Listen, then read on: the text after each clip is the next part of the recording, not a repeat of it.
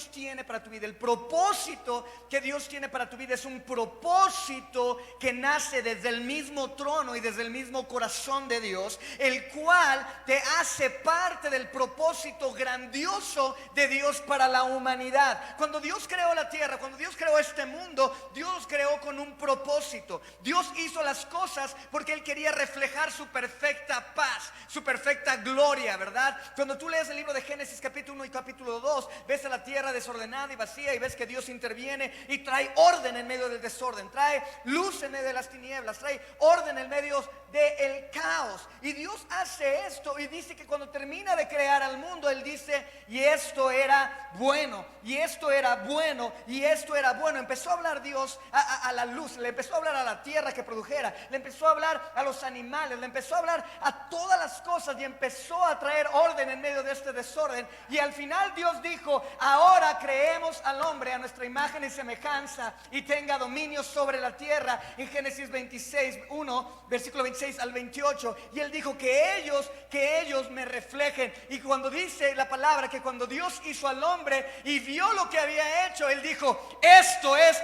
muy bueno. Y vemos ahí un patrón que rompe Dios. Él dice: esto es bueno, esto es bueno, esto es bueno. Pero cuando Dios te hizo, Él dijo: esto es muy bueno. Di conmigo: esto es muy. Ahora agarra tu dedito, póntelo en la cabeza y di: esto es muy bueno. ¿Lo crees? Y me encanta porque Dios viene hablando la creación, y lo único que crea con sus manos es al ser humano. Y Él dice: esto es muy bueno, porque tuvo el tacto de Dios en nuestros corazones. Y así, cuando Dios te deseó y te hizo crecer, Él te puso en ese lugar. ¿Sabes para qué? Para que tú fueras parte del plan perfecto que Él tenía para nuestras vidas. Tu plan es tan grande. Así que si tú vienes desanimado, o si tú vienes triste, o así, si tú vienes como dices: Señor, voy a tirar la toalla, Señor, ya no sé qué va a pasar con mi vida, hay tanta incertidumbre en mi vida, no sé qué va a pasar, Señor, mira, en los problemas económicos, sociales, políticos, no sé qué va a pasar, mi negocio, mi matrimonio, mis hijos, ya no sé qué va a pasar. Quiero animarte y decirte: lo que va a pasar es que tu futuro será un futuro de gloria, un futuro de poder, y un futuro donde Dios va a manifestar su gloria, y Él va a traer orden en medio del desorden, y Él va a traer luz en medio de las tinieblas. Él va a hablar vida, porque Él ya lo habló, y Cristo lo ganó en la cruz del Calvario para darte y llevarte al lugar que Dios quiere que estés. Den un aplauso bien fuerte a Jesús. Ahora, Dios, entiéndeme algo. A mí me desespero cuando trato de explicar esto, porque siento que no me explico bien. Pero quiero que entiendas algo hoy. Voltea con tu vecino y diles: entiende algo, cabezón. Entiende algo. El propósito de Dios es agradable y es perfecto, sin importar qué pase. Y Dios es Dios, y Él está sentado en el trono, y Él es mismo ayer, hoy y por siempre. No cae un cabello de tu cabeza si no es la voluntad de Dios. No cae la hoja de un árbol si no es la voluntad de Dios. No pasan las cosas si no es la voluntad de Dios. No hay gasolinazo si no es la voluntad de Dios. En serio. Porque Dios pone y Dios permite. ¿Me estás entendiendo? Así que Dios usa lo bueno y Dios usa lo malo. Para aquellos que creen. La pregunta es: ¿en qué has estado creyendo entonces? La pregunta es: si Dios tiene un propósito que es glorioso y es hermoso para mi vida, ¿por qué no lo puedo abrazar? ¿Verdad? Porque somos muy buenos para abrazar lo que nos conviene, las bendiciones, ¿verdad? ¿Cuántos quieren bendición? Levante su mano, los que quieren bendiciones. ¿Cuántos quieren bendiciones? ¿Cuántos quieren situaciones difíciles en su vida? ¿En serio? Abusado, lo está viendo Dios, ¿eh? ¿Quieren o no quieren? Y esto es bien importante, porque muchas veces lo que hacemos es que abrazamos las bendiciones, pero no abrazamos las pruebas y las situaciones duras en nuestras vidas. ¿Sabes por qué? Porque las situaciones duras y difíciles en nuestras vidas las vemos como situaciones que no provienen de Dios, sino del diablo, y las rechazamos, cuando Dios aún ha diseñado esas situaciones difíciles de una manera divina para crear algo en ti, en tu vida y en tu corazón, para que te conviertas en la persona que Él quiere que seas. Muchas veces decimos: es que esto es muy duro. No, abrázalo. Porque Dios está en el trono y Él es rey. Él sabe lo que está haciendo con tu vida. No te rebeles en contra de Dios. Dile: Señor, si tú quieres que pase sobre esto, Señor, yo voy a pasar, no importa, Señor. Dame la fuerza, dame el aplomo, dame la valentía, dame el coraje, Señor, para permanecer en tu voluntad. Si tu voluntad es que muera, Señor, muero. Jesucristo no dijo: Señor, ay, no, eso de la cruz, Dios, no me gusta mucho. Jesús dijo: Señor, esto va a doler, pero ¿sabes qué? Si puedes hacer que esta copa pase, Señor, ok, está bien, pero no se haga mi voluntad, haz tu voluntad. Y la voluntad de Jesús, al rendir su voluntad a la voluntad de Dios, trajo vida y vida en abundancia para aquellos que creen. Trajo salvación, trajo restauración, trajo poder, trajo paz. Cuando tú te rindes a la voluntad de Dios, aunque sea difícil y aunque sean pruebas, Dios va a traer paz a tu vida. Y eso fue lo que pasó con José.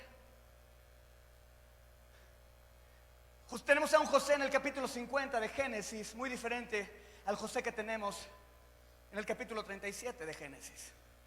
Voltea con tu vecino y dile: todos 50. No te oigo. Todos 50 necesita un 37. Los cincuentones no se emocionen. No es acerca de parejas, es acerca de etapas en la vida. Y Dios está haciendo, llevándote en ese plan en donde tu vida ha entrado. Entiéndanme algo: cuando tú lees la Biblia, no lo leas como un libro ajeno con una parte y un final y lo pongas ahí y dices: qué bonita la historia de todos esos hombres. No, porque tú y yo ahorita estamos siendo parte de la historia. Seguimos siendo la iglesia y sigues metido en la palabra de Dios. Dios te está usando. Tu vida es parte del plan de Dios. Tu vida está contando la narrativa bíblica. Tu vida está contando el plan de Dios. Así como lo contó de los hombres de la fe en este libro, así está hablando de ti, porque tú y yo somos parte de este tiempo en esta iglesia. Y tu vida no es ajena a la voluntad de Dios. Dios sigue en control. Voltea con tu vecino y dile: Él sigue en control. Él sabe lo que está haciendo. Anímate. Cuando tú quieres llegar de un punto A a un punto B, tú piensas: bueno, el camino más corto al punto B es una línea recta, ¿verdad? ¿Cuántos dicen sí? Pero el gran problema, como platicábamos con Adías, es que la línea recta de Dios es muy diferente a la línea recta de nosotros. Y la línea recta de Dios necesita meterte por tribulaciones y pruebas.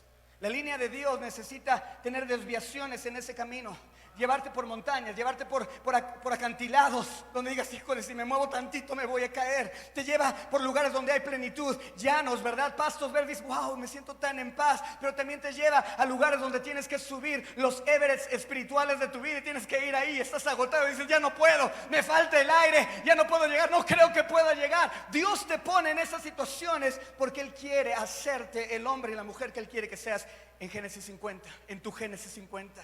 En su plan al final, Dios necesita madurarte. Y Dios usa las cosas malas también para madurarte. Y en vez de huir de ellas, abrázalas.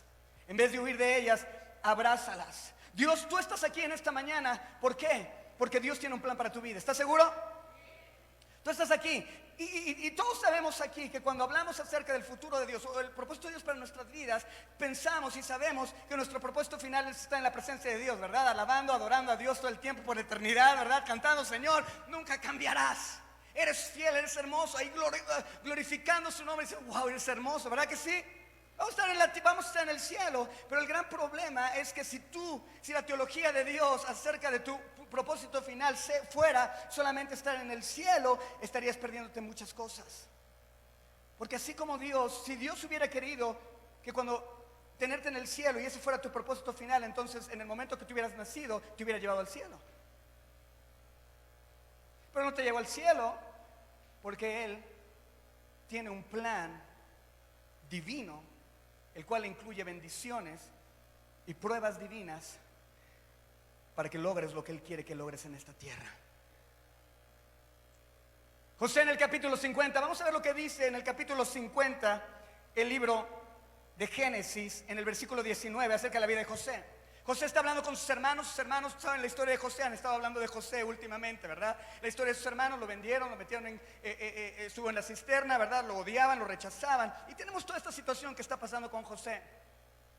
¿verdad? Tenemos este José. Y dice que cuando José en Génesis 50, él está hablando, ¿verdad? Y fíjense lo que dice José en el capítulo 19, versículo 19. No tengan miedo. Voltea con tu vecino y dile, no tengan miedo. ¿Y sabes qué me saca a mí de onda, chavos? ¿Sabes qué me saca de onda, iglesia? Que siempre que la iglesia pueda vivir en temor, cuando Dios hace huir el temor, cuando el perfecto amor de Dios hace huir el temor. ¿Por qué como iglesia vivimos en incertidumbre cuando tenemos un Dios que nos ha dado certidumbre? ¿Por qué tenemos miedo de las situaciones políticas, sociales y económicas cuando la voluntad de Dios va a ser hecha en tu vida sin importar qué? Porque Él dijo en Filipenses 1:6, aquella obra, la buena obra que empezó Dios en nosotros, Él la va a terminar en el día de Jesucristo. Esa es mi seguridad, esa debe ser tu seguridad, que las cosas que están pasando en tu vida están pasando por un propósito divino. Y cuando tú te paras en esa palabra, cuando tú te paras en esa verdad, no hay nada que te mueva. Pueden venir las olas, pueden venir terremotos, pueden venir ejércitos, pueden venir tempestades, puede venir enfermedad, puede venir lo que venga. No te va a mover porque tu fundamento está en Cristo Jesús y en su verdad de que Él sabe lo que está haciendo. Dios quiere que creas. Dios quiere que creas. No tengas miedo, le dice José a sus hermanos. Le contestó José, ¿puedo acaso tomar el lugar de Dios? Me encanta esta declaración. Sus hermanos llegan con temor. Hijo, pues lo vendimos, hijo. Le quitamos su túnica. No, el José va a estar enchilado. No, ese José va a estar, nos va a dar, nos va a meter unos calambres, ¿verdad? ¿Y qué dice José? Dice, yo no soy Dios. Y fíjense lo que dice. ¿Acaso puedo tomar yo el poder de Dios? Es verdad que ustedes pensaron hacerme mal, pero Dios lo transformó para bien. Y fíjense lo que dice. Dios transformó este mal en bien para lograr lo que hoy estamos viviendo: salvar la vida de mucha gente. Dios te ha formado y te ha puesto en esta tierra porque Él te va a usar por su propósito, el cual es el propósito de tu vida, para llevar a muchas personas a la salvación, para evitar que las personas perezcan. Dios te está usando para cerrar las puertas del infierno y que muchas personas vengan a Él a través de tu vida. Es el propósito de Dios para tu vida. No solamente es, Señor, quiero una casa, quiero un carro. Siempre pensamos que nuestro propósito tiene que ver con lo natural. Y sí, Dios tiene un propósito en lo natural, pero nos olvidamos que Dios tiene un propósito en lo espiritual. Y ese propósito es usarte para salvar gente. Él dijo ir por todo el mundo y predicar el evangelio y bautícenlos en el nombre del Padre, del Hijo y del Espíritu Santo. Eso es salvar gente. Y Dios te está usando a ti y a mí para hacer estas cosas. Así que no tengan miedo. Versículo 21. Yo cuidaré de ustedes. Me encanta esto, de sus hijos. Así y así, con el corazón en la mano, José los reconfortó. Ahora, vamos a ver qué está pasando con José en el capítulo 37. Porque muchos de nosotros estamos en el 37 o en el 38. Todavía nos ponemos medio rejegos con el Señor. Es que, Señor, yo creo que esto lo deberías de hacer de esta forma. Escúchame, Señor, es que mira, quítale esta hoja de la Biblia. No, Dios sabe lo que está haciendo. Fíjate lo que pasa en el capítulo 37. Ya me lo termino.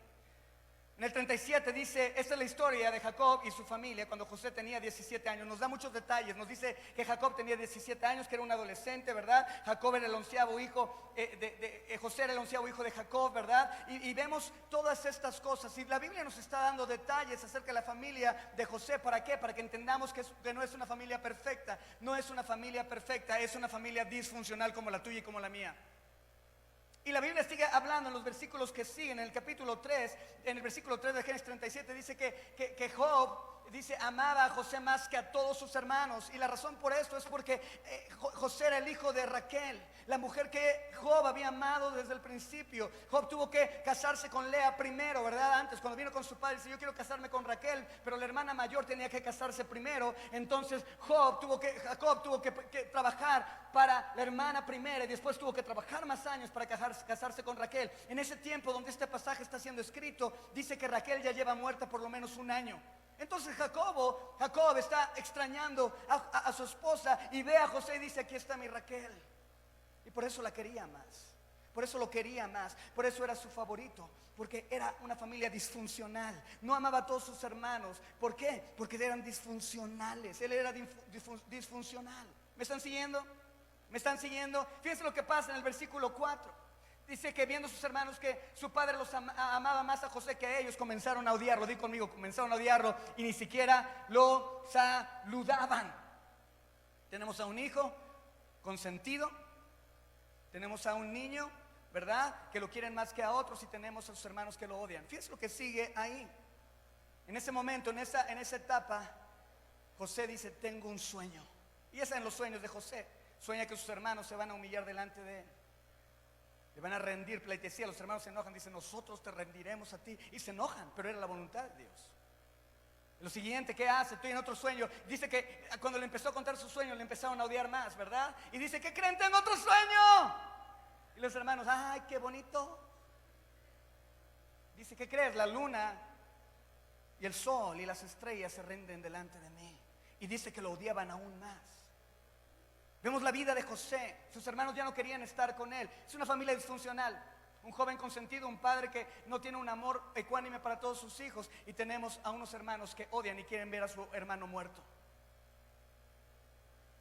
Se van a pastorear. Y dice que José llega y Jacob los envía para que le digan qué están haciendo sus hermanos. ¿Qué vemos ahí en José? Chismosón. ¿Cuántos chismosones tenemos aquí? ¿Cuántos consentidos tenemos aquí? Que queremos hacer siempre lo que nosotros queremos y no lo que Dios quiere. ¿Me van siguiendo? Dice que tuvo otro sueño. Él lo tiene. Y vemos lo que pasa. José cometió 3 grandes errores. Número 1, él llevaba el chisme de lo que hacían sus hermanos. Número 2, les restregaba en la cara a sus hermanos que su padre le había hecho una túnica. Ahora, la túnica era un estatus. La túnica era una seguridad. La túnica le daba abrigo, le daba calor. Esa túnica la merecía el primer hermano, no el último. Por eso lo odiaban. Cuando lo ven llegar, que están pastoreando las ovejas: vamos a matarlo, vamos a echarlo a la cisterna y vamos a matarlo. Le quitan la túnica, lo despojan. ¿Y sabes qué? Lo tenemos que despojar. Y al final dice que lo iban a matar. Y dice: no, mejor no vamos a matarlo, vamos a venderlo. Y José termina en Egipto. José tuvo que pasar por todas estas pruebas. Tal vez José dijo: es que el camino más rápido para yo ser lo que Dios quiere que sea es que camine en esta línea recta. Y Dios dice: no, mijito, tienes que caminar, tienes que ser primero, tienes que ser odiado, primero tienes que ser consentido. ¿Por qué? Porque eso te va a poner en una posición donde te voy a tener que quebrantar para entonces poder hacer algo en tu corazón. Y después de eso te voy a meter en una cisterna donde no hay nada, no hay agua, no hay comida, para que aprendas a depender de mí solamente. Después te voy a sacar de esa cisterna y te voy a vender como esclavo. Te voy a hacer esclavo para que entiendas que tú tienes que ser un esclavo de Dios, un esclavo, una persona que sabe rendir solamente sus talentos y sus dones a una persona. Y Dios lo pone en esa posición, ¿verdad? Y dice: después de eso te voy a meter a una cárcel y voy a levantar a un panadero y un copero, y vas a ver cómo ellos van a morir y cómo van a tener gracia delante del rey, para mostrarle cómo él podía tener gracia delante de él o podría destruirle. Y Dios lo lleva y lo pasa por todos estos lugares. ¿Para qué, mis amados? Para empezar a madurar a José. José tenía revelaciones divinas. Los sueños que Dios le había dado a José eran revelaciones divinas, eran verdades divinas, pero la inmadurez de José no le permitieron comunicar eficientemente las verdades divinas al pueblo y a sus hermanos. Él tenía que ser tratado, tenía que ser madurado para que entonces él pudiera hacer lo que Dios quería en Génesis 50, pero tenía que pasar por Génesis 37, tenía que ser rechazado, tenía que ser despojado. Dios le quitó esa túnica. ¿Por qué? Porque era la seguridad de José. Era aquello que le permitía sentirse cómodo, confortado, acariciado, seguro. Era lo que le daba su estatus de ser el consentido. Y Dios dice: no. Tengo que quitar esa túnica. Porque el único que puede ser tu confort, el único que puede ser tu sustento, el único que te puede provocar ese calor que necesitas, el único que te puede dar esa seguridad, soy yo. Dios te pone en tus rodillas para poderte abrazar. Dios te pone en tus rodillas para quebrantar tu corazón. Dios te pone en circunstancias difíciles para que aprendas a depender solamente de Él. Dios levanta personas en contra tuya para que Él te libere y le conozcas como el liberador. Dios no hace las cosas. Escúchame algo, tu vida no está fuera de control. El mundo no está fuera de control. El mundo está pasando exactamente por lo que Dios necesita que pase para que todos vuelvan sus ojos en Él y encuentren en Él el camino, la verdad y la vida. Que encuentren en Él el poder que puede cambiar su situación de Génesis 37 a una situación donde la voluntad de Dios es consumada y es hecha. Jesús dijo: Señor, que pase esta copa, pero hágase tu voluntad. Y debido a que Jesús entregó su comodidad, debido a que Jesús entregó su vida, Dios le dio un nombre que es sobre todo nombre, para que en el nombre de Jesús se doble toda rodilla en el cielo, en la tierra y debajo de la tierra, y toda lengua confiese que Jesús es el Señor. Lo que pasó con José en Génesis 50 fue que él vino, él vio a sus hermanos y él habló con madurez, con sabiduría, la sabiduría que Dios había forjado en Génesis 37, 38, 39, hasta llegar al 40, hasta el 50. Dios formó el corazón de José. ¿Para qué? Para que cuando vinieran sus hermanos no los destruyera, sino que les salvara. El propósito de la iglesia es que tú y yo crezcamos y maduremos. ¿Para qué? Para que entonces nosotros podamos ser el vínculo que Dios use para llevar a muchos a la salvación y no se pierdan. Es el propósito de Dios para tu vida. Deja de ser envidioso.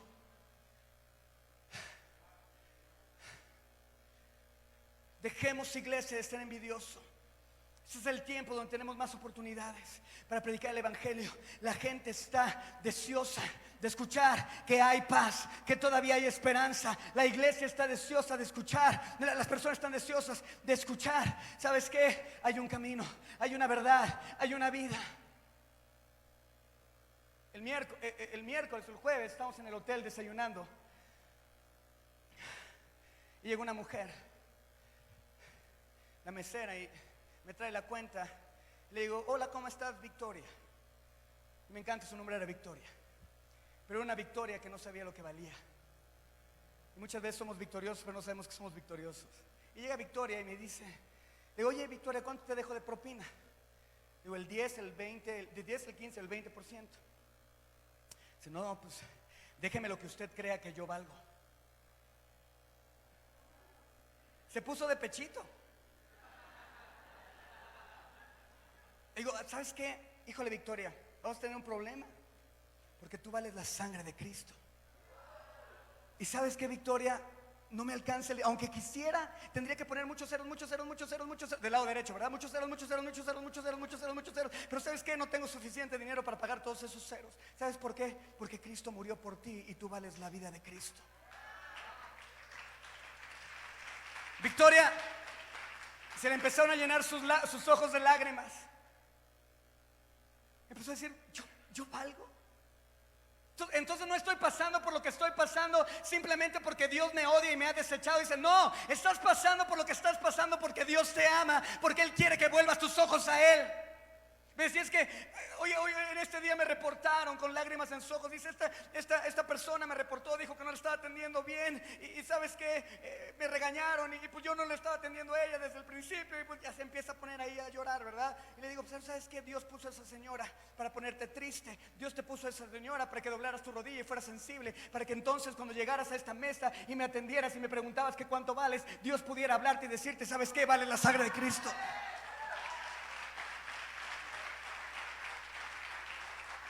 Hay un poder en ti, iglesia, despierta.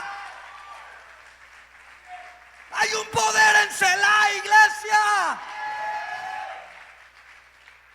Párate en las promesas de Dios. Párate en la verdad de que Cristo tiene el control de tu vida, sin importar lo que esté pasando en ella. Ponte de pie y párate en esa verdad. Vamos, ponte de pie y párate en esa verdad. Dice: Señor, yo me paro en esa verdad. esta mujer llegó. Le digo, ¿sabes qué, Victoria?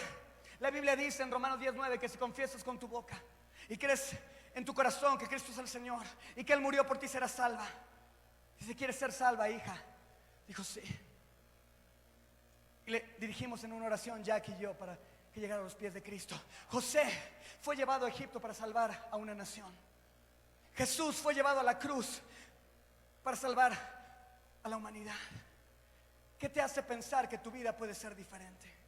Dios te va a llevar en situaciones difíciles para despertar el propósito y empoderarte para que seas el hombre y la mujer que Dios quiere que seas aquí. No huyas de la prueba, abrázala. Sé valiente, abrázala, tómala, dile, Señor, tú me estás enseñando algo. Victoria, siguiente día estamos comiendo y llega, hola manito, me dice. Le digo, ¿cómo estás, manita? ¿Qué crees? ¿Qué pasó? Le dije a mi amiga Claudia que oraste por mí ayer y quiere que ores por ella. Y te la voy a presentar. Y va por Claudia, la cajera, y ahí está el manager. Yo estoy comiendo ahí. Dice, aquí está Claudia. Hola, Claudia, ¿cómo estás? Y Claudia, sí, una sonrisa tan hermosa. Le digo, Claudia, ¿quieres que ore por ti? Dice, sí. Le digo, mira, ahorita estoy comiendo y ya tu jefe te está viendo con ojos de pistola. Le digo, cuando termine de comer voy a pagar, y mientras pagamos, oro por ti. Llegamos con Claudia, compartimos el evangelio, y Claudia vino enfrente de una caja registradora alrededor de las 11 de la mañana a los pies de Cristo, y supo que ella era valiosa. Por una mujer que fue quebrantada un día anterior, que fue puesta en sus rodillas y humillada tal vez. Esta mujer llevó a otra alma, teniendo un día de convertida, a los pies de Cristo. Necesitas pruebas en tu vida. Entiende algo, Dios está en control. Descansa, iglesia, no temas. Que Dios les bendiga.